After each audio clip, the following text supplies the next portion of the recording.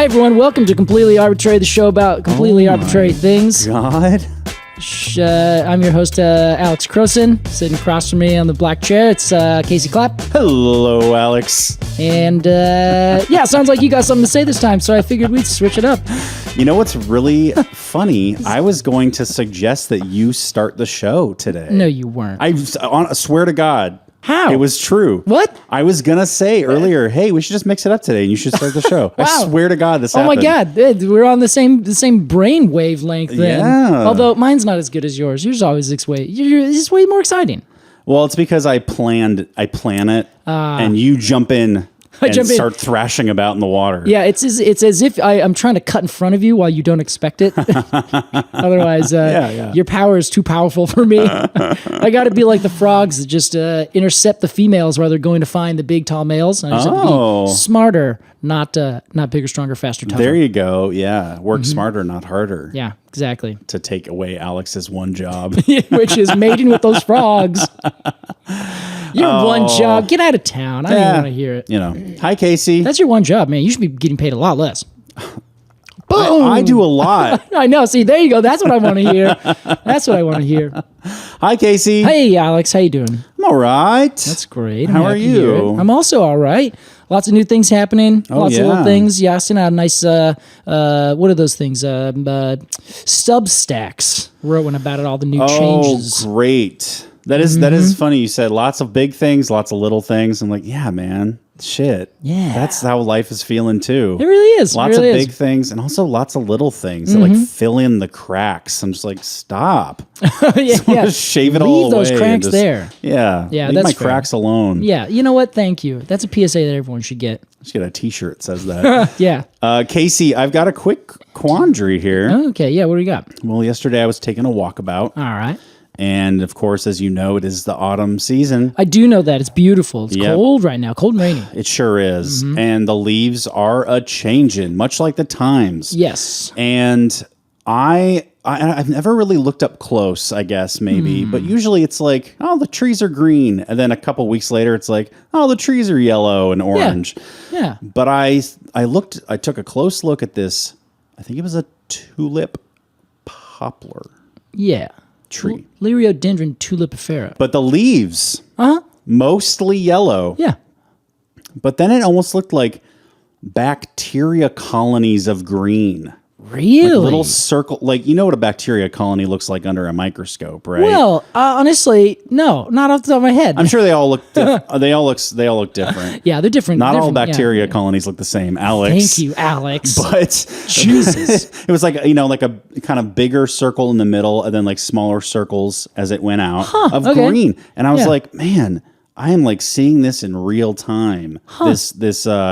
This photosynthetic material is shutting down for the winter, and I can see it right there. It's like little population centers. How interesting. Yeah. Because usually, so first off, I bet you that you actually were seeing a fungus, because bacteria classically is not a perfect circle, but because bacteria classically do not grow in a perfect circle. Well, but fungi does. I don't think that this was a bacteria or a fungi. I think it was the leaf changing colors. You see what I mean? Oh, like I see. Most of it was yellow, and then the green parts that weren't totally changed yet were in circles. In circles like that. Now, see, that's where I'm very curious, because more often than not, I guess I'd have to see the exact tree. Yeah. It tends to be that the veins, you can watch the stuff closest to the veins turn colors first. Oh, sure, because that's where the resources are coming from. Exactly. Or leaving, yeah. I guess it's like if you're the vein is like the system, the viaduct. It's the freeways of how everything gets transferred around. So if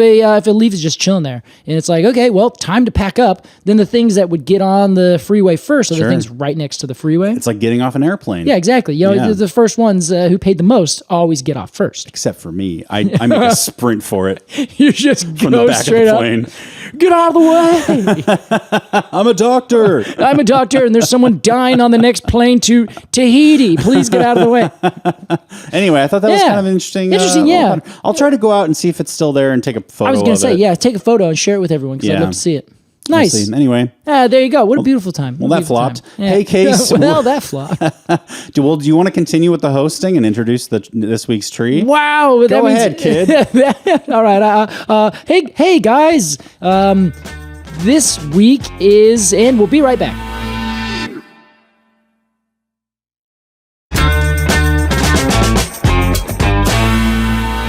Hi, everyone. Welcome back to Completely Arbortrary, the show about other things and such things as trees. I'm Casey Clapp, Alex Crowson sitting over there. Wow. All right. That's all I can do, Alex. That's all I can do. Okay, Casey. Yeah, I gotta let the big boys take the reins. Take those reins from. Whoa, girl. What you been feeding her? Nothing but Pop-Tarts, honestly. She needs oats, Casey. She needs oats. Yeah, they're whole grain Pop-Tarts. All right, everybody. Welcome back. Today we are talking about a very special tree. Yeah, I'm very excited about it, actually. Question mark? I think you're going to like it too, honestly, at the end of it. Okay, I'm excited. Let's see. Casey. Yeah. The yellow birch. Correct. Now, could you say the scientific name? I love the scientific name. Without looking it up, ooh, I'm going to say... Interesting. Betula. Uh-huh. Noransis. Not at all, actually. Betula alleghaniensis. No, also incorrect. I do like that you're saying Betula rather than Betula, though, as if there's an I instead of an E. Well, that's on me. Yeah, well, it's kind of fun, though, you know? How about this one? Yeah. Oh, wow. Yeah, say it.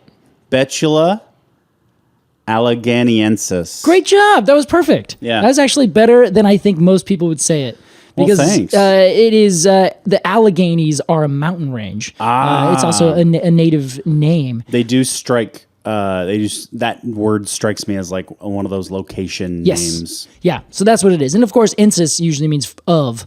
Sure. So it's of the Alleghanies. Cool. And, but yeah, so it's Alleghany. I think I'm saying that right, just in case anyone out there is going to be, getting on our case. But yeah, so saying it with the E, I think other people kind of, I don't know, embellish it a little bit more to make it sound a little fancier. But really it's just Alleghany, but I think it's Alleghany. Alleghany. Yeah, very much like, Well, Casey, let's imagine, as we do every episode, that you and I would say that we're walking through the Alleghanies. Hey, that works. But I would like to get a little meta here. All right. And say that we're walking through a swamp. Ooh, a swamp. Does that track? Kind of. It's not bad. That's fair.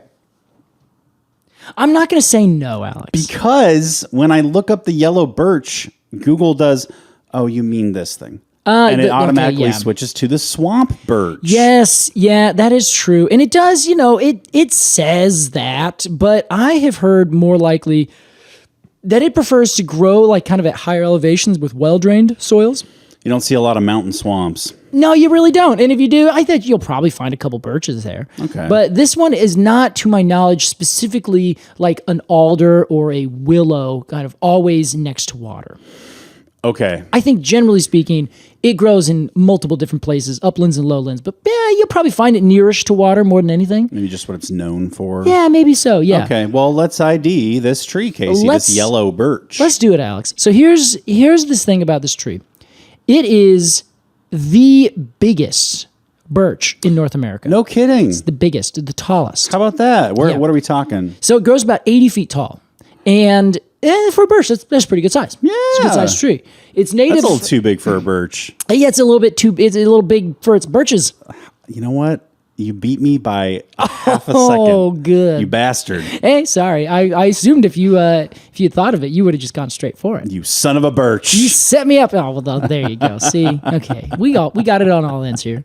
Yay. Yeah, so this is the biggest birch growing to 80 feet, and it grows over in the eastern, kind of the northeastern side of North America. Okay. But not quite the furthest north, and not quite, well, actually, it does get the furthest east. And I say this because it kind of follows an interesting trajectory, which is kind of perfectly about the border of the U.S. and Canada. Oh, okay. From about Minnesota all the way up to Newfoundland, Nova Scotia, kind of those island areas out there. Labrador. Yeah, exactly. They just kind of go pop, pop, pop, just right there. All the dog islands, as we say. The Isle of Dogs. Yeah, exactly. There it is. Why do they all speak Japanese? Nobody knows, but it is right over there. So they grow laterally or whatever. Longitudinally. Yes. Okay. Which is kind of like it's a little interesting because if you look at a map of the United States, as it's so big, or just North America, it's so big that they actually like curve it upwards to kind of say, oh, this is what the curvature of the Earth looks like. Okay, sure, yeah. So when you see it, where New York City and Boston are, like those kind of classically north, Boston's New England, it's above New York. It grows kind of over and just above them, but it curves down across. So the latitude is essentially the same, but it looks like it curves upwards. Okay. And this but it's a straight line for all intents and purposes. For all intents and purposes, okay. Yeah. It's just on this very top portion of a globe. Yeah. So it's curious, though, if you think about, and this is actually going to come up in our talk, so I'm happy that it's already come up. Oh, wow. The 45th parallel. You familiar with that? Sure, yeah. Yeah. Could you give us a little quick description? Well, as far as I know, it's the 45th parallel is halfway between the North Pole and the equator. That's correct. Kind of the northern equivalent of the Tropic of Cancer. Is that on the south end? No, there are tropics. There's the Tropic of Capricorn and the Tropic of Cancer. Yeah. And I think they're maybe 35 or so degrees off of the equator. Okay. And essentially those are the things in between those. That is tropical world. Oh, and then of course. North and south of them respectively, you start to become more temperate. Really, and then it's kind of once you get up to the top, there's the Arctic Circle, then the bottom is the Antarctic Circle. So our kind of area, that 45th parallel, it's kind of just halfway. Like it's not really anything in terms of the botany or how does the world function at this point. It's just a measurement. Kind of measurement, exactly. Yeah. Okay. Our tree, the yellow birch, grows essentially about right along that line. I am shocked to see that it was related. It was related, wow. Yeah. It is related, and it will continue to be related. I'm very excited about this. Oh, you're building a base? I'm building a base, Alex. I had no idea. I thought you were going on one of your famous topsy-turvy Casey Clapp sideways tangents. That's going to be the name of my memoir, actually. Yeah, it's going to be great. Casey Clapp's classic, Topsy-Turvy. The topsy-turvy Casey Clapp.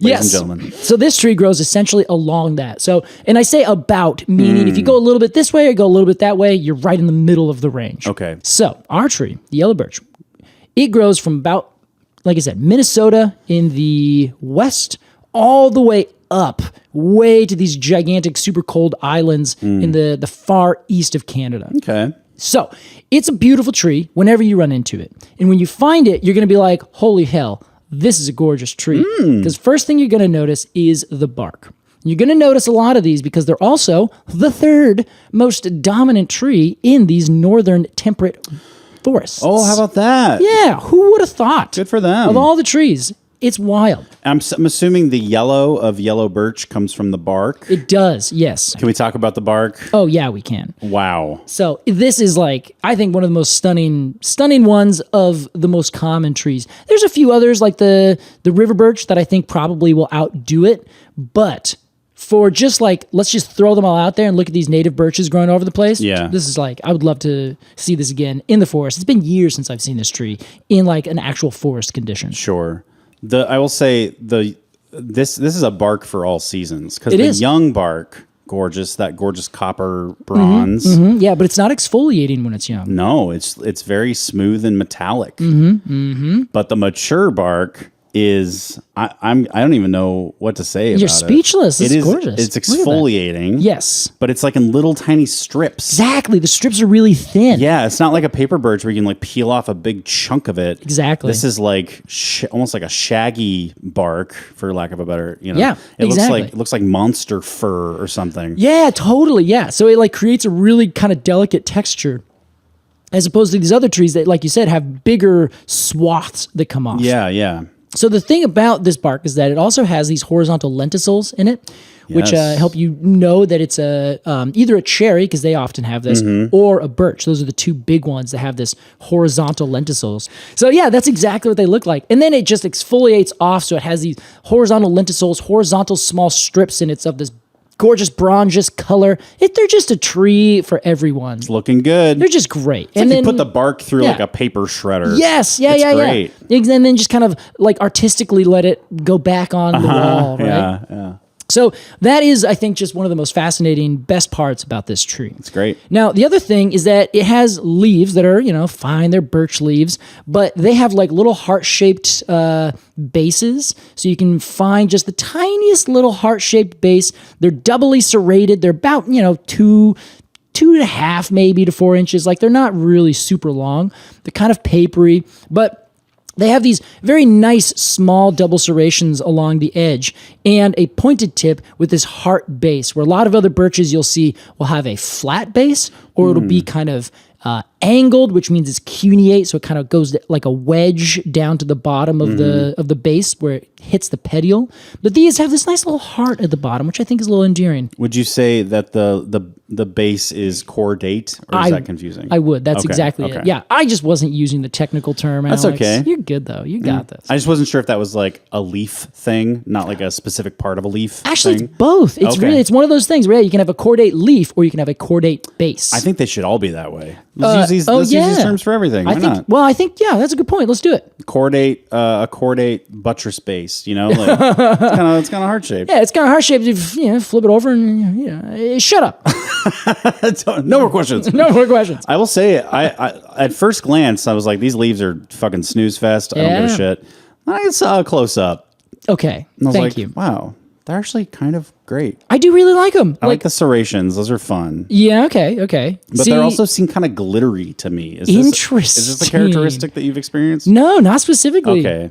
But they are kind of two-toned, and I wonder, some birches have like glands on the tops and bottoms of the leaves, but I'm not sure if this one does off the top of my head. Okay. Regardless, I also am like, I think they're nice. I enjoy them, and for no good reason. Like, there's no good reason that they should be specifically better than another leaf, but I just enjoy them. They're just kind of an admirable, classic leaf. There you go. They're classy. They're classic. I wouldn't even call them utility. They're like... It's like they took utility and they were like, we're going to rebrand the utility leaf. Now, another thing about this plant is, being in the Betulaceae, it has catkins for flowers and for fruit. Yes. Which I love, because it's complicated to give a definition, because they are both flowers and fruit. There's a catkin the fruit, and there's catkin the flower. Sure. So the male flowers, those ones that produce pollen, come out in these long catkins in the very early spring. And a catkin, of course, is just a long spike with very intensely closely spaced flowers with a subtending bract. So there's a little bract, and then there's a little flower, and the flower just puts out a bunch of pollen and it falls away. Sure. These are, who cares? Don't need them anymore. However, the seed catkins, the fruit, those are the ones that come from the female, the pistillate flowers, and they will grow into teeny tiny little nutlets.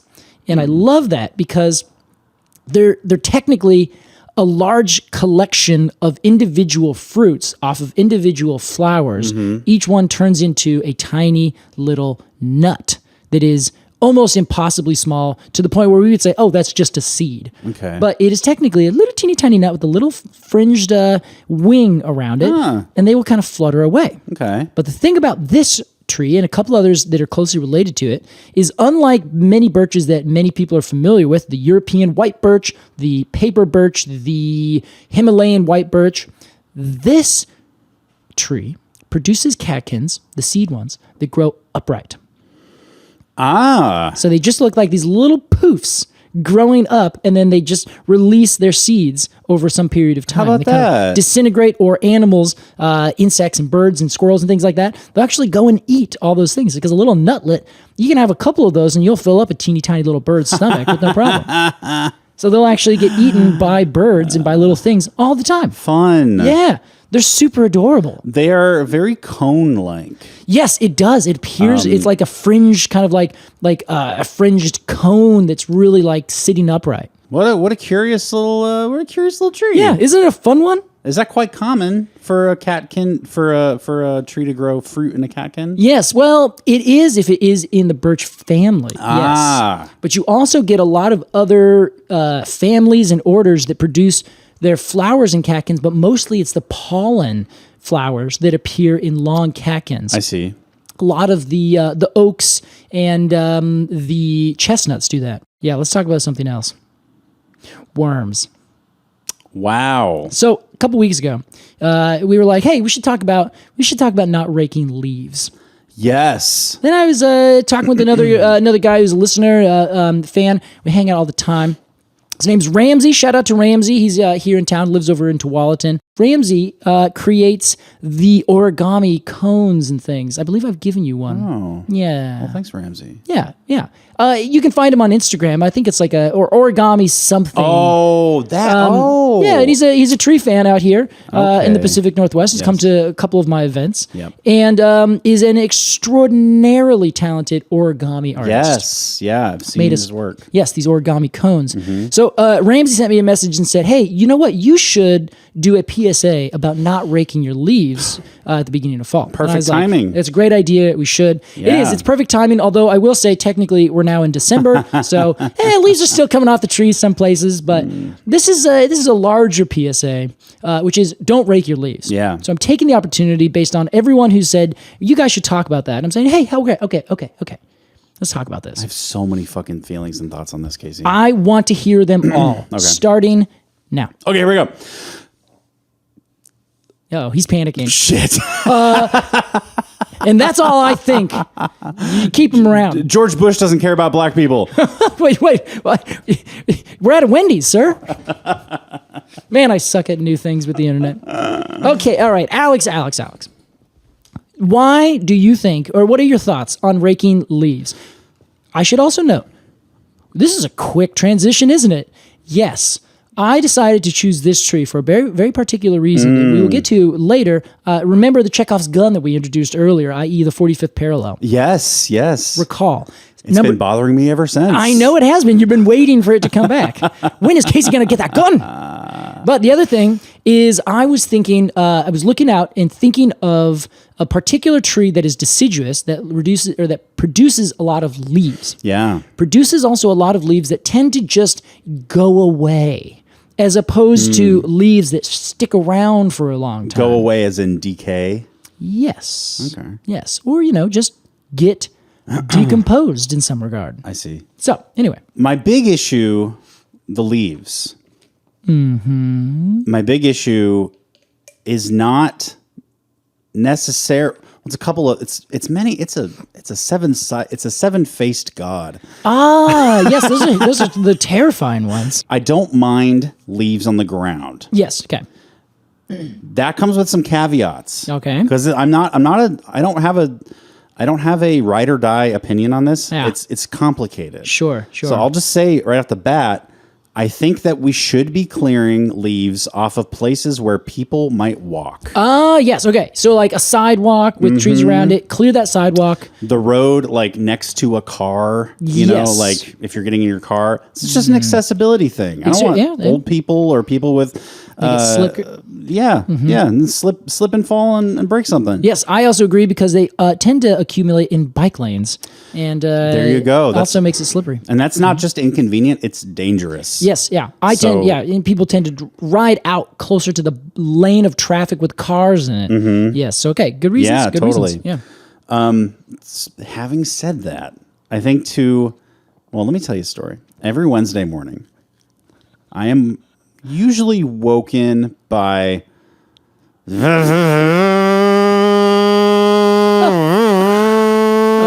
God. Now that sound is a leaf blower. And it's manned by someone who is not at fault, who is paid by the fucking management of this building to, get this, blow the leaves from one side of the yard to the other.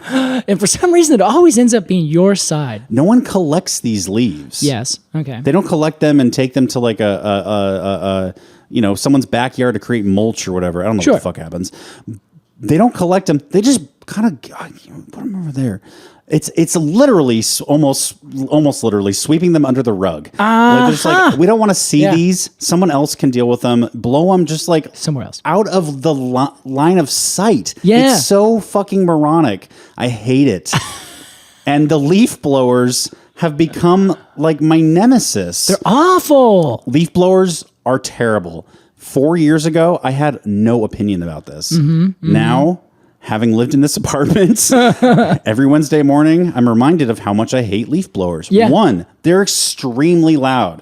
They are disproportionately loud for what a small machine they are. I agree. It's like a motorcycle without any fender, or not fender, a muffler or anything like that. Yes. I mean, they're not. I mean, they're like as loud as like a dirt bike. Yeah. Which I get. A dirt bike needs to be. That's a powerful, big machine that's carrying a human being around. This is something you hold in your hand to blow leaves. Possibly the lightest thing that exists. You don't need actively flutter in the wind. It's insane. Yeah. So they're way too loud.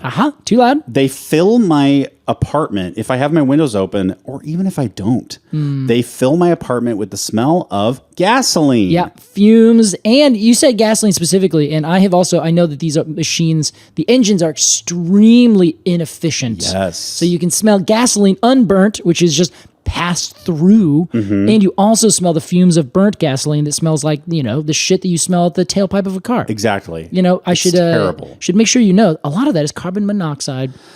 I've heard of this, and I know it will kill you. Great. Thanks for filling my apartment with it. Number 3, the futility of the process. This is a job that no one needs to do, and let me tell you why. Yeah. They blow the leaves at 8 a.m. I wake up earlier than 8 o'clock usually. By 4 quick little brag here. By 4 p.m., you know what's back? The leaves. That tree has a ton more on it. Yeah, there's a Japanese maple out here, and in fact another birch. This is a European white birch. Yes, that's here. right. Yeah. And boy, do they love to drop a shit ton of leaves. There's got to be, 100,000. Yeah, probably easily. Yeah. Without any question. And the leaf blowers are taking care of, 50 to 100 of them. Right? But you got to do that every week. It's insanity. I saw a guy leaf blowing, and it was almost like satire or something. So I saw him leaf blowing in the morning, and I was going for a walk. And he was blowing the leaves into the street. That's what everyone does. Yeah. It goes back to our being upset about them being blown where they're being blown. Yes. Blowing leaves in the street. He also looked like he didn't give a shit, which I don't blame him. But it was the whole picture was very funny. Yeah. I went about my day. I ran some errands. I went to a band rehearsal. I got home, and it looked untouched. Like nothing had been done. Nothing had been done. I was like, you know what? He's going to be back in a few days doing that same thing. It is so expressly stupid and just feels very American in the worst ways. Yeah. It's like a pretend Band-Aid. It's not even a real Band-Aid. It's when a kid is like, here, I'll put a Band-Aid on you so you feel better. And you're like, thanks. You didn't even put it on where I hurt. Yes. And also, my heart is what hurts. It's just so dumb. Yeah. I cannot stand it. I love hearing this, Alex. I get so riled up about it. But I know, it's great. And all of that is besides, that's the part of me that, hates noise and bad smells and wastes, waste of time and money. Yeah. But there's another part of this, which is that the irony of it is the leaves decomposing on the ground is really good for the ground. Yes. See, that's the thing. That is the thing. So what are we doing? What is the point of this? Yeah. What is the list? What does the pro list look like? We don't have to see them for 24 hours. Okay. What's the con list? It's never ending. It's huge. Yeah. So dumb. That's the end of my rant. I thank you so much, Alex. That feels so good. I feel better for hearing that. Thanks. Now, I know you do too. And here's the other thing. You brought up a statistic before we actually started. What was that statistic again? The statistic is that running a gas-powered leaf blower for 1 hour creates the same amount of polluting, smog-creating gases that would be created by driving a normal 4-door consumer car for 1,100 miles, or roughly from Los Angeles to Denver. If you drove that entire way, you would be creating the same amount of pollution as a gas-powered leaf blower that would run for 1 hour. That is like truly one of the most surprising things. It sounds made up. It does. It sounds so ludicrous that somebody just made it up to create some change. Yes, exactly. And we looked this up. We searched and we found that there is. It is real. Yes, this is real. California. It is many cited places say yes, this is bad. I won't say I've read the study, but the PDF is open on my browser. That's good enough. Yes, that's good enough. Yeah, and honestly, and that's one of my big things about it is that I also have had a similar experience of the noise of them while I'm trying to like read or research or do something very specific. Yeah, and then there is this just buzz that's coming and kind of goes off and comes back on, then comes off and goes back on, then stops for 30 seconds and crosses the street, then does it again. And on top of that, it smells horrible and it creates a huge amount of pollution, bigger than anyone thought. And it's gotten to the point where people in different legislatures, I should say legislators in different legislatures, are banning them outright, saying you cannot buy any new ones. You cannot sell them in the whole state of California. City of Portland has just recently outlawed them. No kidding. I think at the end of 2025, I think is when that's coming into play. I will volunteer to the city as someone who hands out tickets for using these things. As a confiscator. Oh, I'd love that. Yeah, it would be great. And everyone's like, certainly people are going to be upset, but they're like, yeah, well, we have like 10,000 different battery operated opportunities or alternatives. There are no more reasons to not switch. Yes. Now, so here's another thing to add to this, Alex, is that what you're talking about, the companies that do this, in the parlance of arboriculture, or at least the green industry, these are known somewhat derogatorily as mow, blow, and go outfits. Love it. It's great. Just mow, blow, and go. Mow, blow, and go. All you're doing, and they do this. Everyone's seen these landscape companies where they don't really do landscaping. Sure. They do like three to four main things. They will mow your lawn. They will edge your lawn, and that would be strictly your lawn. They rarely will do that on anything else. So they will edge it after mowing it, and then they will take a leaf blower and they will blow all the stuff that kind of got onto your cement, your sidewalk, your driveway, anything like that. Into your neighbor's yard? Yeah, well, they blow it into the street is where it always goes. God. Not to mention, they will blow out and or rake all of the leaves and bits of detritus and anything that got into the flower beds beside this. And this is where it really starts getting to me because, frankly, I don't care about your lawn. In fact, I do. Well, I do. I care very deeply about your lawn. But it's kind of like how I care very deeply about, let's say, Donald Trump. The caring is not caring in the way that I care for a child. It is me caring in that, I have a lot of feelings and I care deeply about the shit that you're about to do. It absorbs a lot of your negative attention. Yes, it's negative caring. Yes. And this is very particular. Hate, I think is what that is. I think that's fair. I think it's fair.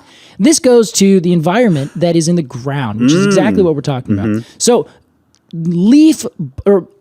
mow, blow, and go outfits, they get paid and they come in, once a week and they blow all this stuff off, but they get every single tiny bit of organic matter off the top of your flower beds, and then they blow it away into the street, or maybe they'll pack it and sweep it and take it away, whatever, but it's gone and it's not there. So you end up getting these exposed dirt beds. And I say dirt very specifically. It's not, it is, everything's technically soil, but dirt is kind of the derogatory term for soil.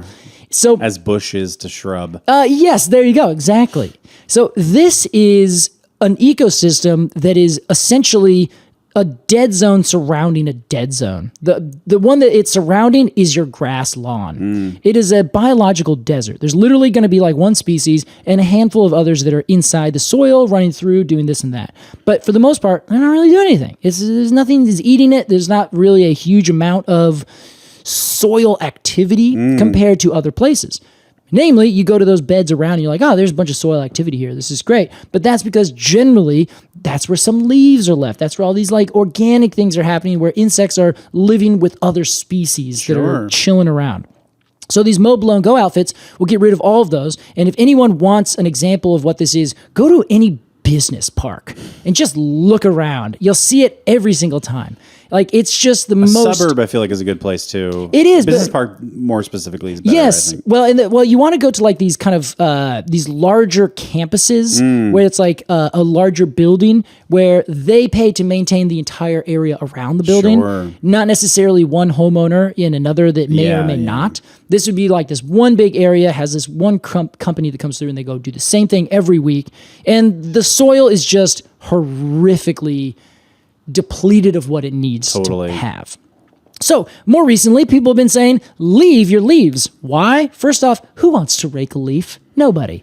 Why are you doing it? Just leave them there. That's true. Who cares? It's one of the most famously reviled chores. Exactly. And like it's the chore that everyone insists on they have to do. This is why I never wash my dishes. There you go. I just let them sit long enough what? to where the detritus falls off and flakes and I use it again. It creates a small little ecosystem down there. That's what I'm trying to do. I'm glad to hear it, Alex. Have you smelled my garbage disposal? I have. It's very duffy. It smells like a lot of humus in there.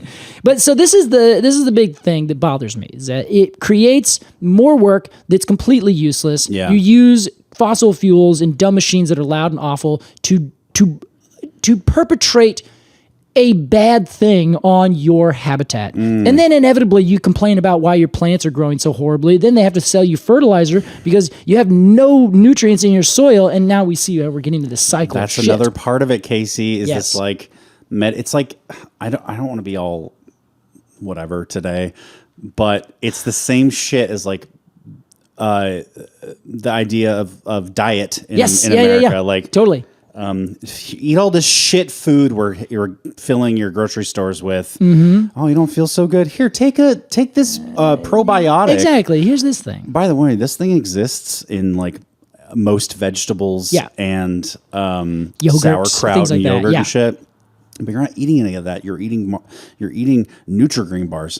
So now take this. Oh, is that making you a little? You're upsetting your stomach a little. You need fiber. Here, take a fiber supplement. Add this. It's just so. It's all built around just like spending money, like making money and spending money. Yeah. There's an issue. So infuriating. There's an issue that solves, but that solution causes another issue that needs to be solved. So on and so forth. It's same with medications. Yeah, exactly. It's the famous woman who eats a fly situation. Yeah. Except each thing costs money. As long as they're convincing you that this next thing can solve that last problem that they caused, then it's working great for them. It is, yeah, right. It's so maddening. It is, and you can get yourself out of this cycle by leaving your leaves. Not necessarily a cycle of eating poorly. That's a whole other issue.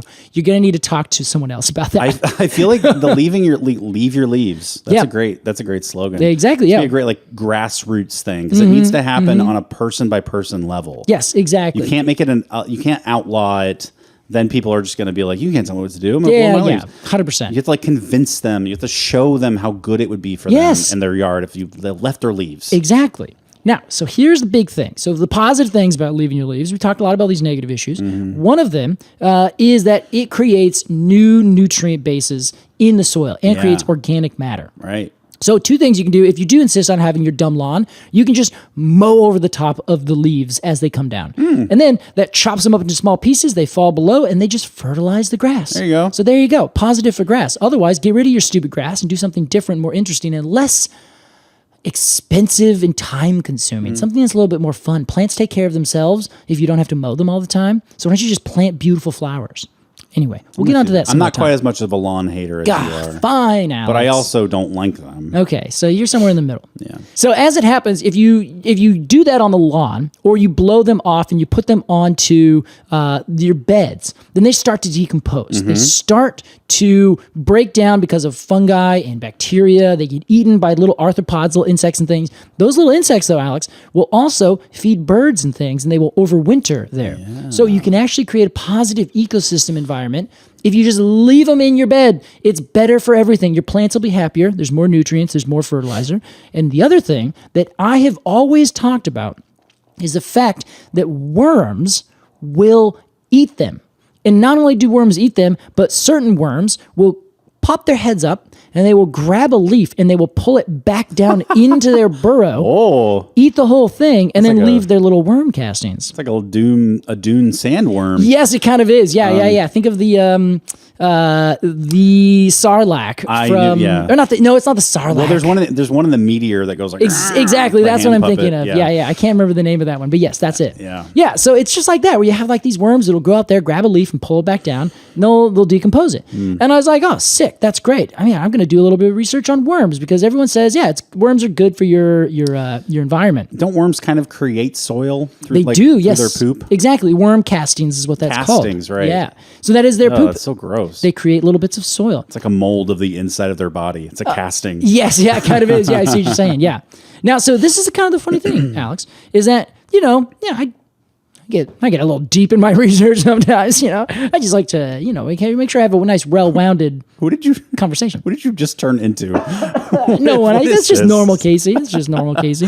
This is, I don't like this. Well, it just so happens that I learned a lot about worms in the last little bit of research I've been doing. I'll warn you before you get into worms. Yeah. Worms make me gag. Yeah, no, this is a gag worthy. This is gonna be gag worthy. Do not like worms. Yeah, well, get a little bit of water here, Alex. Go ahead. Did you know that 30% of the worms in the United States and North America are non-native invasive species?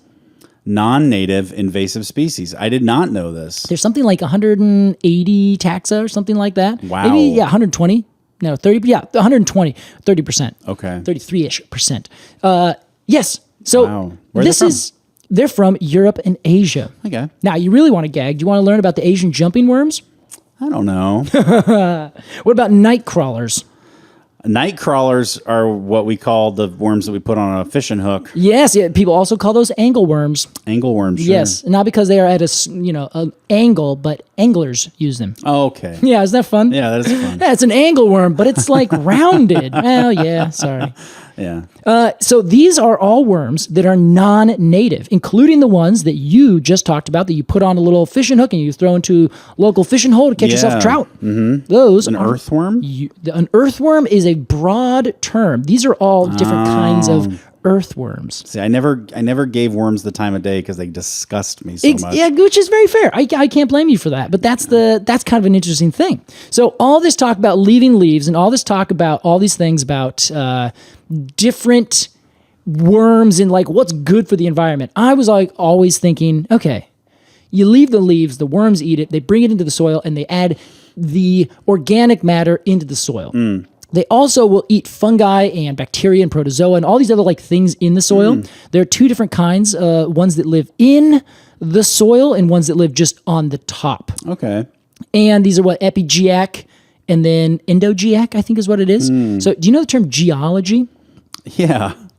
Ge is actually the old Greek term for earth or ge. Oh, sure. If you read, you've like read Gaia. Mythos. Exactly. Is that where Gaia comes from? It all comes from the same thing. Yeah. So this is like from ancient Greek mythology. Okay. Ge, that is the initial Greek term. So geology, the study of earth. Great. Yes. So geo, it's actually just GE. The O is for ology. Oh, interesting. Yeah, isn't that fun? That is great. Anyway, back to what we're talking about. So if we have a endo or ectogeeic, that means they're on top of the soil or they inside of the earth. Cool. So these two kinds of worms. One will eat the soil itself. It just goes through and just kind of chomps on the soil that has a lot of organic matter in it. Like imagine the forest undisturbed soils in the forest here in North America. Yeah.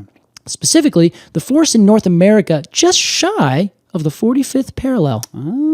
Those native worms are in these undisturbed soils where there's lots of aeration that you can kind of push through because they're worms. They're not like really strong in a strict sense, but they just kind of force their way through holes and little gaps in the soil and then widen them. Apparently when they're teeny tiny, they can move 500 times their weight in soil. Oh, wow. And when they're a little bit larger, it reduces down to 10. Okay. So a worm actually is pretty good at getting through fairly loose, reasonable soil. Yeah. Creates all these nice aeration holes, pulls different matter in sometimes if there's those kinds of worms, like the night crawlers, because of course at night they come up and grab organic matter and they mate. at night as well. You can see this during the lovely summer.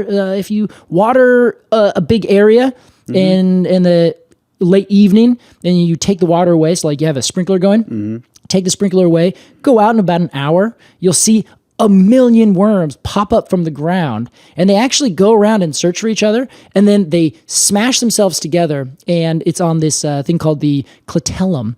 And yeah, of course, the clitellum. Easy there. Yeah, I think it's clitellum. They stimulate the clitellum of each worm. Either pronunciation's fine. Exactly. This is a Greek pronunciation. We've done our research here. Thank you. And then they actually fertilize themselves because they are hermaphroditic. Yeah, so, I don't want to hear any more about this. All right, great. Well, that's some worm sex for you. I don't want to see it either. It's fun. You poke them, and they just go and they shoot back down to their holes really fast. We've been caught. We've been caught. Get out of here. They're into that too. Oh, I'm sure they are. Yeah, they're just like, let's do it right here in front of everyone. Oh boy. So are night crawlers the ones that crows eat in the early morning? Yeah.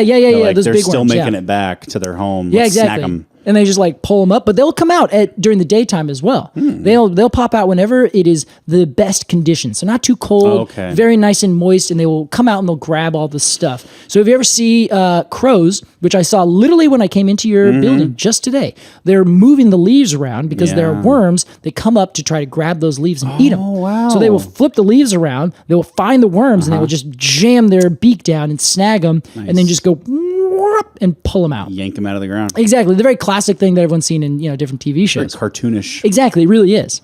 But so here's the thing, Alex. The 45th parallel is about the extent of worms' nativity to North America. Oh, okay. Going north? Yes. Okay. Anything higher, wormless. Okay, Seinfeld. Yeah, there you go. This is wormless out there. There are no worms down here. It's wormless. Wormless.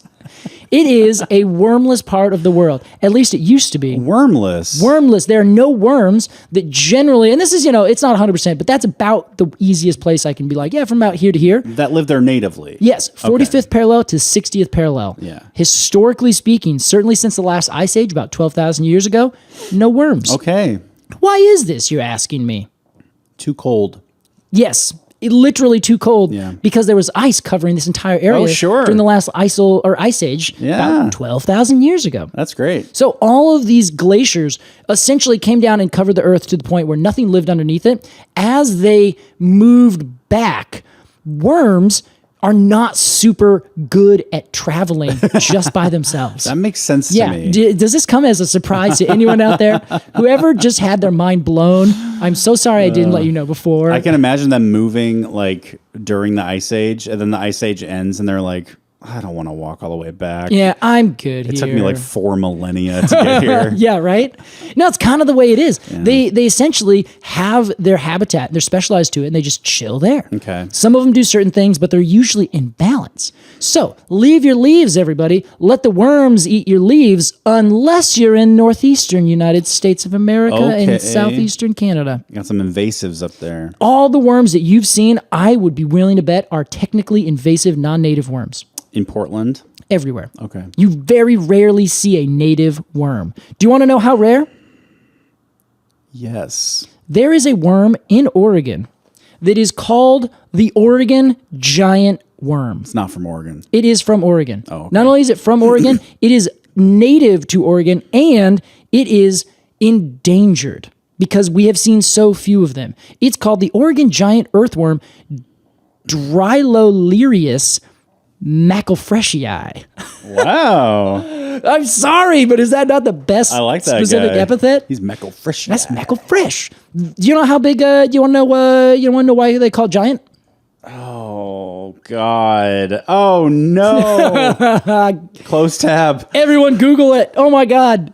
They grow to be over 3 feet long. They're like the size of snakes. Yeah. And you know what? They have been found and documented in only 15 locations in Oregon's Willamette Valley. Wow. That is how rare our native worms can be. Crazy. There's one that's 3 feet long underneath our feet right now, and we've seen it 15 times.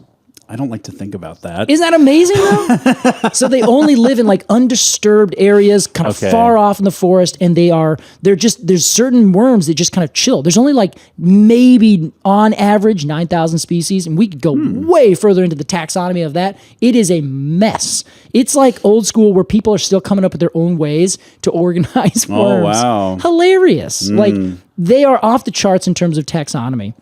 Few people are looking at them, and when they do look at them, they are so common and so under explored that if you do actually go out and try and say how many worm species are in Japan and you count them, they will double the number of animals native to Japan. Whoa! And wherever you're counting, they did the same thing for New Zealand. They've done it in other places too.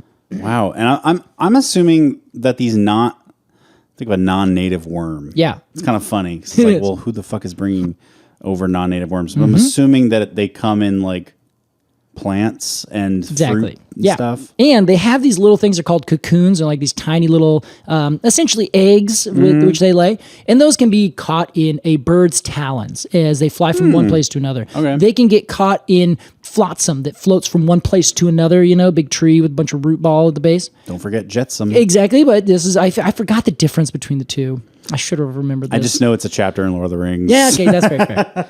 But yeah, so they, and of course they were caught with the travel. So you can find worms that have come from the European and Asian kind of continent, and they will bring them over here in potted plants, put those potted plants in the ground. Those worms are now in that ground. Yeah. And then they live there. Sure. So I'm like, okay, great. Then someone told me, and I found out, and I did some more research, that half the worms that we've ever seen in our entire lives that we are leaving all of these leaves for are actually invasive, non-native worms that in the Northeast, at the minimum, are causing more damage than good. Wow. Which is, to get further into that, we'd have to do way more than just talking about the fact that they are now a species that is decomposing things that didn't used to get decomposed. Oh. And they're doing a very good job of it. A little too good? A little too good. Oh. And our species of tree that we're talking about today, to bring everything back and put a nice little bow on it, is one of the most common, the third most, in these northern forests. And so all the leaves that used to fall from all these trees would just sit there on top of the ground. They would decay and all these things, but they would create what's called the O horizon, which is organic horizon of soil. It's that topmost layer. It's not plants, but it's not like the mineral sub base where there's, not any actual organic matter. Kind of soft, spongy. Yeah, exactly. It's like, a bunch of stuff that's all kind of half decayed, half not decayed. Can you tell that's a leaf? No, not really. It looks like the big black compost, Sure. So that would be there, and there's a bunch of plants and trees and things that is how they live their lives. They lived it in and on those places. That's how they started. That's how they start growing. They grow through that organic matter. Sure. Now that organic matter, over the last 500 or so years, has been eaten away and is no longer falling and really developing, and it's causing changes to the point where worms are, and have been considered for a very, very long time, ecosystem engineers. So they're doing the same kind of engineering that humans do just by existing in the ground. They're changing entire ecosystems. Fungus is sort of the same way, right? Yes, yeah. Fungus is that, but fungus has been everywhere all the time for millions upon millions of years. Yeah. These worms have not been. And most of these trees have developed and grown accustomed to not having all of their leaves and all this matter decay very quickly. Wow. So now everything is being changed, and people are like, well, we can't stop them. Once you have worms in the ground, there are worms in the ground. They're sacking Rome, Casey. They are sacking Rome. The feudal lords rise up. It's crazy, man. Wow. So I'm like, I'm kind of like really torn to say all the end of this. You should leave leaves because they ultimately do way more better for your local environment than otherwise. However, it turns out that worms are not necessarily like all good. Sure. And I'm kind of like, I just don't know. I can't believe I'm about to defend worms. But they were doing good where they came from. True. Yes. And it wasn't, they just got picked up and put down in a new place and they kept doing the same thing. Agreed. And it just happened to be. You can't blame the worm is what I'm hearing. Yeah, I think so. I think that's fair. And we brought this up with other invasive species where it's like, it's just doing its thing. Yeah. Like it's the one who's just like, yeah, I'm crushing it. Yeah. A worm is especially like, I don't know, such a passive creature. Yeah, you know what I mean? Yeah. It's like, I can't blame them. You can't blame them. I think that's fair. Thing. But I just am fascinated by this entire idea. There's like crazy amounts of worms out there. Yeah. That are half invasive, half not invasive, and that there are places in this world that don't have any worms that are now getting worms. And these little things, like you said, very passive creatures that aren't really doing a whole lot, that you can't really think of like, oh, that little thing? Yeah. That little thing is changing entire ecosystems on a very slow yet constant pace. Sure. It's incredible. All right, Casey. Well, we've got to give this yellow birch rating, and we will not be rating worms. I'm sorry. What? We can rate leaf blowers. Okay, let's rate leaf blowers. But we're going to do it by golden worms of honor. There you go. That's fine. We got to do so after a break. We'll be right back with Completely Arbortrary.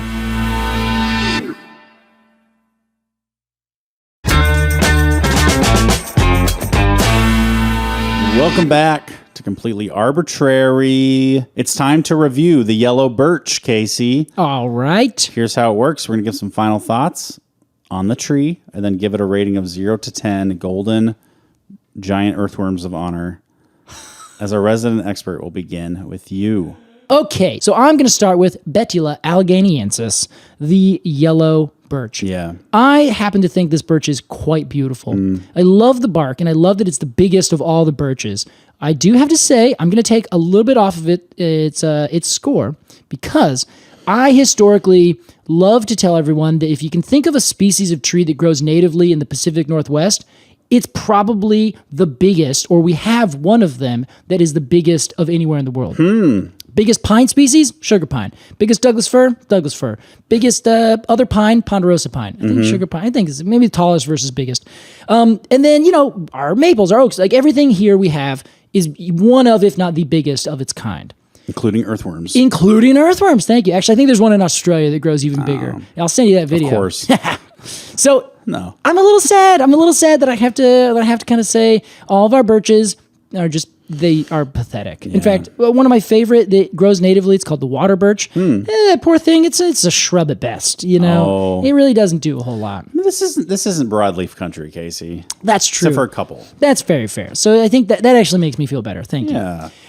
However, I still think that the yellow birch is such an amazing tree. I think we should plant it more over here in the West, because it can take pretty decent conditions. It can grow beautifully large. So it's like a birch that can actually have a pretty decent size to it. Sure. Strong wood, and it's just so attractive. Like it's bark, a good-looking tree. It's just a good-looking tree. It also is not very susceptible to bronze birch borer, so it's got a lot going for it. I also just adore a tree that is like, asserts itself, I guess. It's big and tall, it's dominant, and it also is just kind of a tough tree that's useful for everything under the world. You can also light the bark on fire like that. In fact, famously, you can dunk it underwater because it's so hydrophobic that it actually, you can pull it back out and it's literally completely dry. Cool. You can light it on fire. That's great. Yeah, so it's just it's got a lot going for it. So I'm gonna give it a 9.0 golden cones of honor for this lovely, gorgeous birch tree. A great score. Makes my day. 9.0. Great score, Case. Yeah, I think it's a great tree. I think it's worth it. Well, listen, I'm kind of with you. Yeah. I love a tree that is every aspect of it has something kind of interesting going on. And this tree absolutely does. We didn't even talk about half the things we could have talked about. Well, it's because we talked about a bunch of other shit we didn't need to talk about. It's true. Sorry for the long episode, you guys, but this is going to be good. I just looked at the raw recording time. Nice. I'm so stoked about it, Alex. I'm sorry. Of course you are. I was expecting it. I was like, edit this shit. We got so much to talk about today. We got to talk about plate tectonics. We got to figure out how the glaciers carved the Great Lakes. Then we got to talk about the biggest worms and the smallest worms. This is one of those episodes where you were like, man, I can't decide between these two big topics. I guess we'll just do both. Yeah. And make it impossible to edit one out because they're so interweaved. Hey, sometimes you can't separate the world, Alex. All right. It's all connected. It's just going to be a mega episode. Yeah. That's fine. Exactly. Just like this worm that's underneath our feet right now. Giant Oregon episode.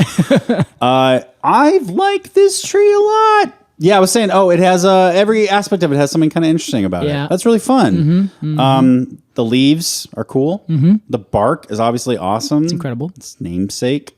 The bark is awesome throughout its life. That's really cool. Yeah, it's not that's just true. That's true. The young bark's really great, and then it just gets gray platelets. Yeah. The human uses, check. Yes. Size and stature, check. That's awesome.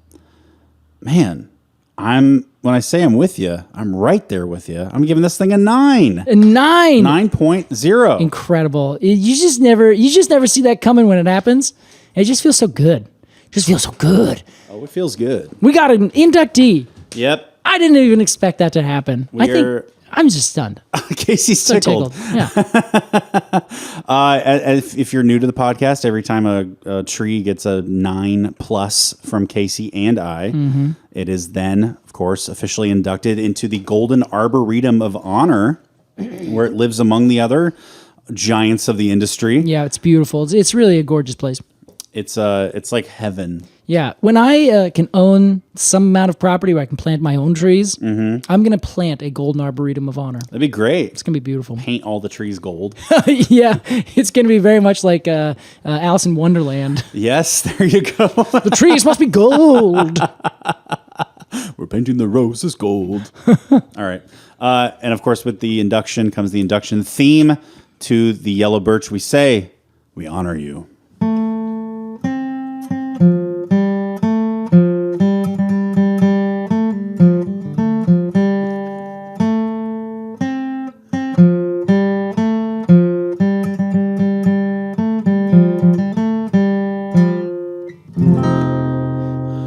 Oh, my guitar is tuned to an alternate tuning. So okay, I was like, Alex doesn't make this mistake. That last chord sounded like shit. Yeah, it did. I was like, I don't want to say anything, but now that you said something, yeah, we're on agreement. Yeah, good job. For my guitar players out there, I had my high E tuned down to a D. Oh, it's a great tuning to finger pick in and just play mostly in the keys of C and G. Huh. It sounds great. It does not sound great with an F chord, F major chord yeah, that's very, barred across the entire thing. Could have said the whole time. Yeah, I was about to say the same thing, is what I'm trying to say. Well, that was our review of the Yellow Birch. Casey, it's time for a very exciting, completely arbitrary AMA. If you want to ask us a question on the podcast, go to arbitrarypod.supercast.com and join up and become a Treemium member. You can support the podcast and get lots of cool things in return, including the ability to ask us questions that we may read on the pod. And this one, I was very excited to see this one come in. We get an email whenever somebody asks a new question. And I said, Adam Stone. Hey, Adam. It's Adam Stone. Good to see you. It's a good buddy of mine. And Adam asks, hey, Casey and Alex. Hi. Actually, I should say he says, hey, Alex and Casey. Well, why did you read it any other way? I think it's because we're friends. Oh, thanks, man. After getting out of class last week, I noticed a couple bright yellow leaves falling from a massive black walnut. I realized that those leaves were the most satisfying leaves to see falling. They were spinning very quickly about their long axis, but the actual leaf was falling very slowly in lazy circles. Do you guys have a favorite leaf to see falling? Thanks, Adam. Interesting. I fucking love this question. I've never heard of this before. It's a little off the beaten path, you know? And as I told you before we started recording, my answer is probably no. No, I just don't look. I don't look that close. Next question. But nice try, Adam. Not going to get me this time. But I will say, I think I can maybe point to some characteristics of a leaf that might be good for falling. What would you like? Heavy axis. Heavy axis. Okay, what do you mean by that? Pedicel? Petiole? Petiole. Yeah, the central thing. Okay, yeah. Yep, a heavy, thick petiole. Okay. Okay. And then the leaf, I think, should be light, thin, light. So I'm not talking magnolia, thick ass leaf. Yeah, big ones. Okay. Yeah. I'm talking a nice light leaf material with a thick, heavy petiole attaching it to the tree. Yeah, and why? I don't know. Okay, you just I think it would be like when you like those little army men that have parachutes. Yeah. You throw them and they kind of like the army man is the heavy part. Yeah. Weighs down. I just feel like it would have a Okay. nice kind of twirly, maybe helicopter appearance. Yeah, all right. And that's kind of what I think Adam's talking about is that it would like slowly spin around Yeah. like a top kind Yeah. of falling and fluttering to the ground. Yeah. Interesting. Yeah. What do you think, Case? Well, so I have a particular, very specific criteria. That's great. Which is also generic. I don't care what kind of leaf it is. I, forever, every single fall since probably 2008, have tried to catch a leaf while I ride my bike without like doing anything. Like I'm not just like circling, waiting for a leaf. Right. Like I'm on my way, I'm doing something, and happenstance, a wind blows a leaf askew. Sure. And then it's in front of me and I can see it falling and I'm like, okay, speed up a little bit, slow down a little bit, take a little bit, go a little bit to the right. Like get to the point where as soon as I can get near it, I can snatch it out of the air. Yes. I've done it maybe 2 or 3 times. And then you eat it in one bite. I eat it in one bite and then I immediately do a backflip into space. It was really cool. It was really cool. Yeah, honestly, that is my favorite thing about leaves falling. I will say the other thing I like is a large leaf, like a big leaf maple, that doesn't just fall casually. Because smaller leaves, they tend to kind of flutter and kind of just go cha-cha-cha-cha-cha-cha-cha Sure. down, and they kind of go back and forth very quickly, or they spin in a circle. In a predictable pattern. Yeah, maybe? exactly. Yeah. And when a lot of times it's like if you drop a dollar bill or something, and it kind of like it flips over the long axis, so kind of hot dog style, and it just kind of rotates itself down. Sure. So I see that often with long skinny leaves, but I like the big ones like a big leaf maple or catalpa leaves, like these large floppy things that fall and just kind of go shwoof, shwoof, shwoof, and they just kind of arc their way back and forth, and they get to a certain point, then they kind of flip over and they do another kind of goofy thing. Yeah. And I like that. And specifically, I'm thinking of a time a couple of years ago. I was camping with a friend, and it was the very first frost of the season. Oh. And this was out in the Coast Range. And so there's conifers and big leaf maple everywhere. And we woke up that morning to go do a bike ride or to go do something. And there was this beautiful frost on the ground. And it was a perfectly clear day. So it was like blue sky, green evergreens, and yellow big leaf maples that were all dropping their leaves like it was going out of style. That's fantastic. The night before, no leaves. Well, there's a few here or there, but they had not actually fallen because it's the abscission zone between the two, between the petiole and the stem itself. It's where the leaf essentially breaks off. They first chemically do it, then they physically do it. Yeah. Exactly. And when it freezes, so cool. that like the literal cells break because the water inside of them freezes, and then it helps them be far more liable to snap off in even the slightest breeze. What a great adaptation. Yeah, isn't it? It's great. It's really a brilliant thing. Yeah. So they ended up freezing, and the next day, all the leaves, it was just like you could touch a tree, and it would just be like, and drop all of its leaves at once. So those are my favorite. The kind that I can catch while riding my bike, or the ones that happen that are big and floppy and just kind of take their time. Yeah. Getting to the ground. The snowboarder half pipe. Yeah. Perfect. Thing. Yeah, that's it. So good. Well, thanks, Adam, for your question. And as I said, if you've got a question for us, become a Premium member over at arbitrarypod.supercast.com. There's a link to that on our website. There's a link to it in our Instagram bio. There's a link to everything, everywhere, all the time. Yep, you can have it all. What a great way to live life. Everything always. Yep.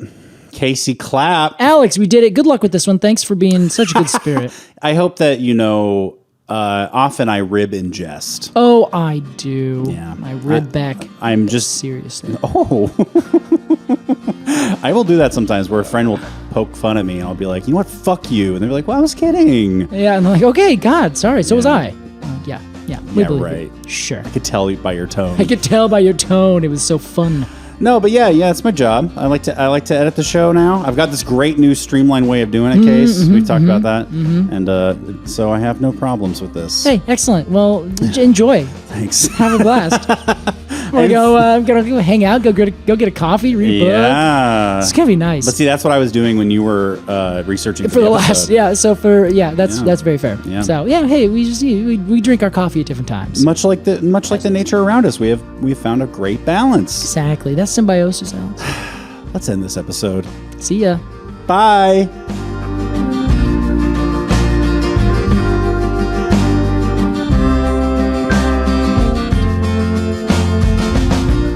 Completely Arbortrary is produced by Alex Crowson and Casey Clapp. Our artwork is by Jillian Barthold, and our music is by Aves and the Mini Vandals. If you want to support this podcast and become a Treemium member, head over to arbitrarypod.supercast.com. Thanks for listening.